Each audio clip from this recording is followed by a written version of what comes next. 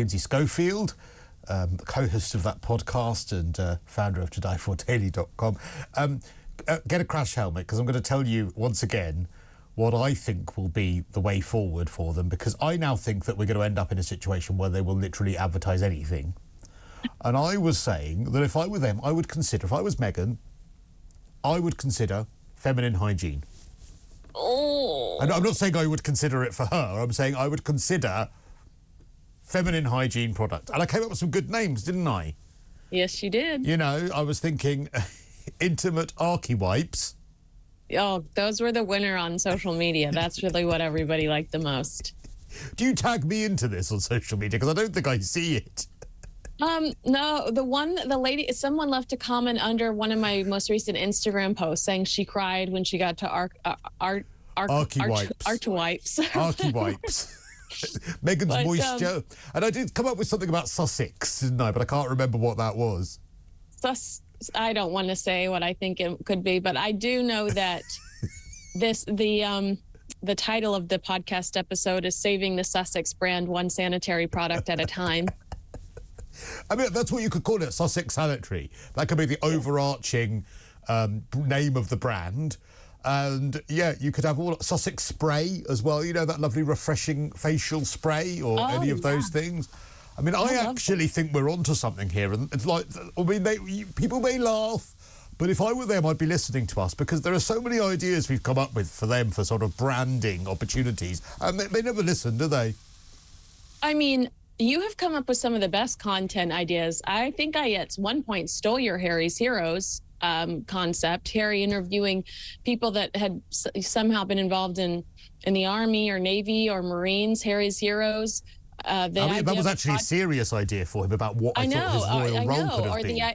The idea of Harry doing an entire podcast series around Spare and talking to the ghostwriter about what went on behind the scenes, why certain decisions were made. Breaking down every chapter. Exactly. I mean, there were so many missed opportunities, and it's here I am sitting in Los Angeles, California, which is completely polarized by these strikes. The writers, for the first time since 1960, the writer strike and the actor strike happening together.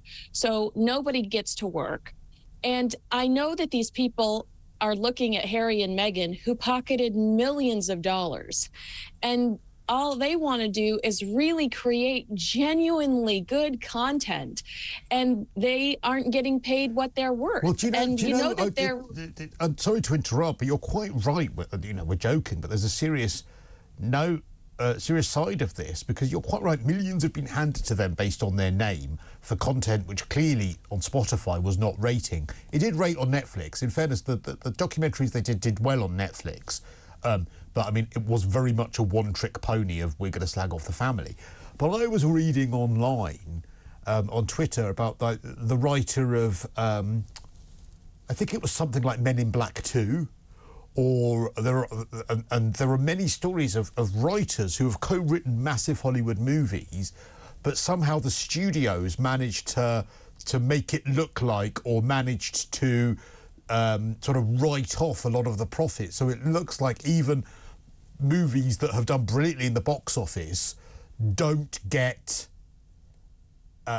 look profitable on the balance sheet, meaning that the writer doesn't get any share in the profits, even though the movie studio has actually made millions. So you're quite right. Those writers must be sat there looking at the millions handed over to Meghan and Harry simply because they're Meghan and Harry, and it must really stick in their craw.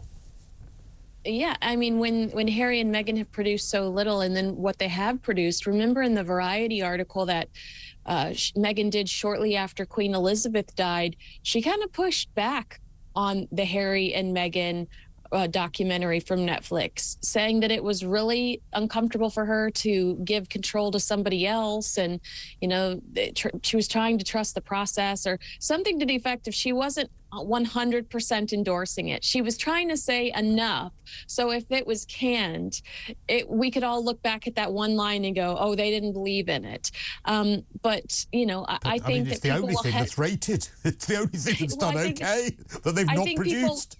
will hesitate to work with them in the future because they don't know if they'll badmouth it before it comes out. But, you know, who's clamoring to work with them right now, especially with all this going on?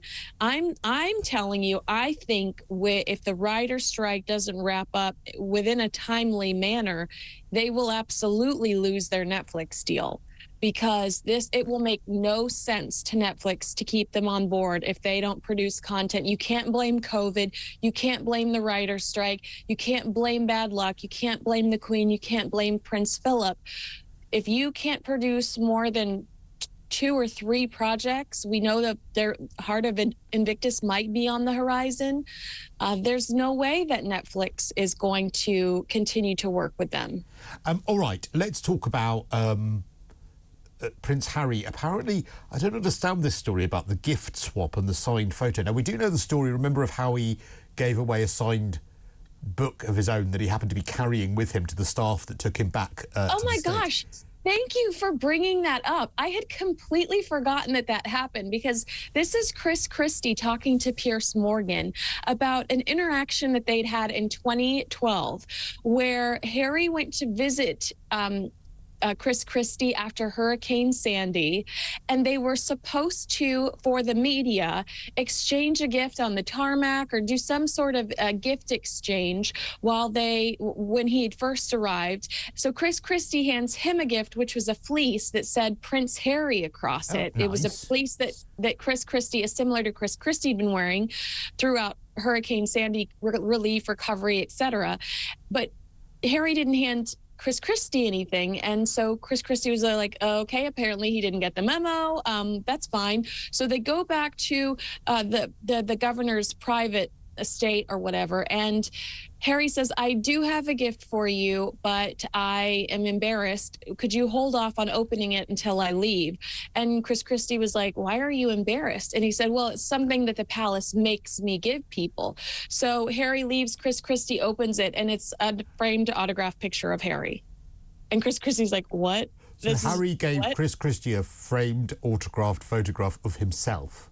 Yes. I mean, I don't know whether I admire such narcissism or whether I think it's terrible. Well, see, the thing is that I guess Chris Christie told Piers that he felt like Harry was like a sad, confused young man, because, you know, Harry was like, this embarrasses me. They make me give this out. But it's like, he had such a cool brand, a sporty brand, have like custom Buckingham Palace or Kensington Palace polo balls made, you know, hand those out to people. But anything to hand somebody a photo, a signed photo. I would make Invictus a brand. I mean, I would start generating income from the Invictus charity by making Invictus sportswear. I would actually specialise in sportswear, perhaps for people. Oh, here goes Cristo, our guru over here. But I would make sportswear for people who have been injured, for people who are disabled, as well as for people who are able-bodied. So therefore, Invictus not only becomes the brand of these games, but you're actually making a passive income all the time from Invictus, with mugs, with sporting equipment, with all of that sort of stuff. And then you could give away that kind of stuff. Yeah, no, that's a brilliant idea. But it's just such a bizarre story to hear Chris Christie telling that, you know, a decade later, kind of that Harry was not wearing the pants in that situation, because that seems like such a big deal to bring Prince Harry over here, you know, to show, you know, our relationship. So the 2 gifts we know that Harry has given someone at the moment are a signed copy of his own book and a signed photograph of himself. I mean, my word, I wouldn't want to be on his gift list. Seriously. Oh okay, let's talk about some nicer news, because we've got 2 stories here. Yes. Oh, actually, do you want to very quickly do the one about King Charles having to pay to stay in Prince William's cottage? This isn't true, is it? I mean, this is a Daily Mail exclusive. They say that Prince William is going to ask the king to pay rent if he'd like to stay in this Welsh cottage. He's asking him to move out all of his personal belongings. I haven't seen this anywhere else except the Daily Mail, but according to them, the king is miffed after the Princess of Wales told his father he plans to rent out the cottage. And so what? So if I think this is a good thing. I mean, we can't have it both ways. We can't complain that the royals cost too much money, and then when Prince William is saying, actually, okay, we're going to try and rent out. So King Charles is actually going to have to go on Airbnb and book it if he wants to go there. Well, you know what story I wish I would have included? What? I don't know if it's current, but I just saw Tom Bauer respond to it, and it was so funny. An Australian radio station asked the king if he brought his toilet seat with him, because Tom Bauer had previously reported that the King Charles traveled with his toilet seat. Say that 5 times fast, and the king apparently said, "Don't believe that." CRAP. And then they asked the Queen Consort if it was true, and she was like, absolutely not. And then they asked Tom Bauer his response, since he originally reported it, and he said that he was glad that the king found Australia's lavatory toilets up to his standard. It's a great compliment on Australia. If I was Australia, again, putting my marketing hat back on, that would go in my tourism literature. Cristo, you're sitting on a gold mine right now. We got to get you in some boardrooms. Really, yeah, it's the country of the Aborigines, of the kangaroos, the koalas. The king loves our toilets. And the king loving the toilets as well. The Commonwealth commode. That's what I'd call them. Okay, let's talk about Prince George. So he is 10 years of age. He's going to be 10, or is he just turned 10? You know, this is a sweet little story from the Daily Mail letting us know. I was always under the impression that the royal family's military association was their own choice, was their own passion projects, was something that they felt passionate about.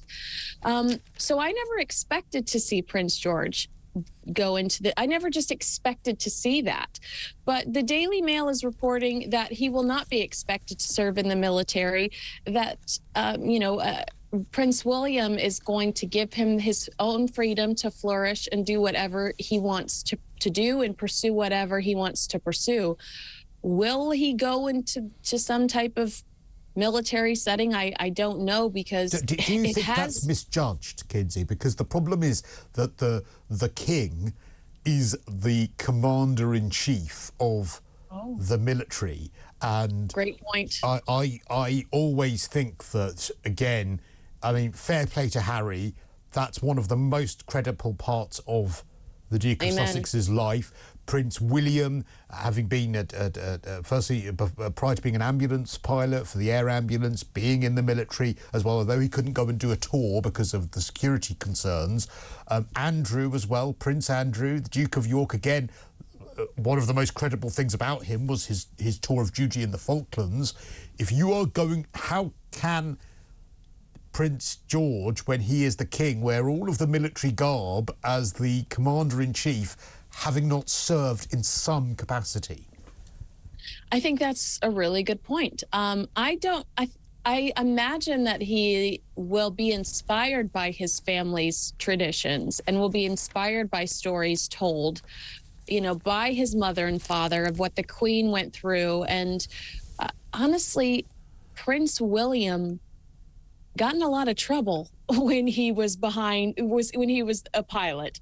For the amount of fun that he had. I would be surprised if Prince George wouldn't want to go into it, solely because I feel like that was one of the highlights of his father's life. I mean, I understand not forcing him, but I do think it would be misjudged. And again, I think it's about proportion, but I think that it would be a mistake to not have some sort of military role while he's still a prince. That would be my feeling, because it just gives you that air of credibility that you know what you're doing as commander-in-chief when that day eventually comes. Maybe he should have some autonomy about which of the services he goes into. Maybe he should have some autonomy about whether it's actually, I don't know, maybe it's a different kind of role that they come up with, rather than actually actively going out on, as an Air Force pilot or whatever else. But I would proceed with caution if I were them, if he wants to be a relevant commander-in-chief.